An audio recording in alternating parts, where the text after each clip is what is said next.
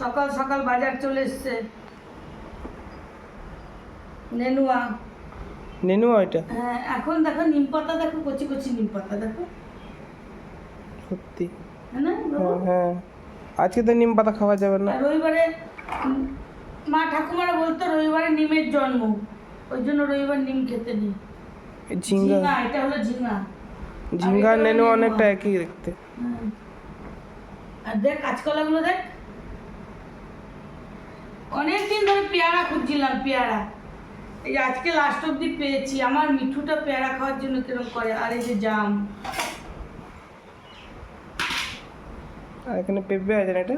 পেঁপে। এখানে দেখায় কি এনেছে।